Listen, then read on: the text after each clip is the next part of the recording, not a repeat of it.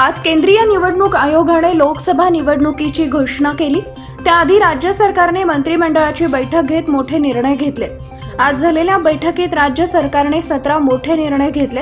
त्यापैकी एक म्हणजे ऑटो रिक्षा चालकांसाठी कल्याणकारी मंडळाला 50 कोटी अनुदान देण्याचा निर्णय घेतलाय। या निर्णयाचा वाहतूक संघटना संयुक्त महासंघाचे प्रदेश अध्यक्ष रियाज सय्यद यांनी स्वागत केलं। मात्र राज्य शासनाने ऑटो रिक्षा टॅक्सी चालकांसाठी कल्याणकारी मंडळाला फक्त 50 कोटी रुपये निधी देऊन आखडता हात घेतल्याने नाराजी व्यक्त केली जाते। वाहतूक संघटना संयुक्त महासंघ गेल्या 7 वर्षापासून ऑटो रिक्षा चालकांसाठी कल्याणकारी मंडळ स्थापन करण्यासाठी शासन दरबारी पाठपुरावा करत आहे। ऑटो रिक्षा चालकांचे जीवनमान उंचावण्यासाठी वाहतूक संघटना संयुक्त महासंघाने अनेक वेळा आंदोलन करून राज्य शासनाला कल्याणकारी मंडळ स्थापन करण्यास भाग पाडले।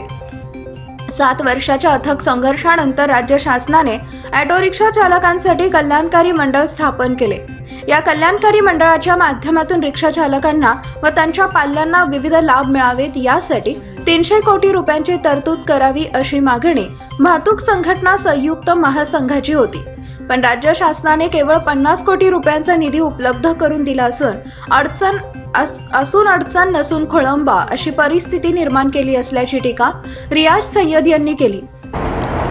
आज महाराष्ट्र सरकार माननीय मुख्यमंत्री एकनाथ शिंदे साहेब यांच्याकडून रिक्षा चालक कल्याणकारी मंडळ याची घोषणा करण्यात आलेली आहे आणि 50 कोटी या घोषणेमध्ये तरतूद करण्यात आलेली आहे।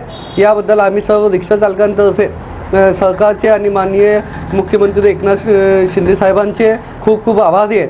तसेच महासंघाने वाहतूक संघटना संयुक्त महासंघाने गेल्या 7 वर्षापासून हे या कल्याणकारी मंडळासाठी सतत लढा घेतलेला आहे आणि संघर्ष केलेला आहे। याचबरोबर सर्व चालकांनी महासंघासोबत या लढ्यामध्ये सामील झालेले आहे। आज त्या लढ्याला यश मिळालेलं आहे, परंतु एक खंत आम्हाला व्यक्त करण्याची आज गरज आहे की वाहतूक संघटना संयुक्त महासंघाची मागणी कल्याणकारी महामंडळासाठी 300 करोड रुपयाची होती, तर एकनाथ शिंदे साहेबांनी फक्त 50 कोटी रुपये देऊन रिक्षा चालकांवर एकतर्फे थोडीशी कमतरता दाखवलेली आहे। त्याबद्दल आम्ही माननीय मुख्यमंत्री साहेबांना पुन्हा एकदा निवेदन करतो की आणि त्यांना एक विनंती करतो की आपण या कल्याणकारी मंडळाला 300 कोटीचे तरतूद करावी आणि सर्व रिक्षा चालकांवर न्याय करून द्यावा अशी नम्र विनंती आहे। आणि आज जे त्यांनी कल्याणकारी मंडळाची घोषणा केलेली आहे त्याबद्दल आम्ही सर्व रिक्षा चालकांतर्फे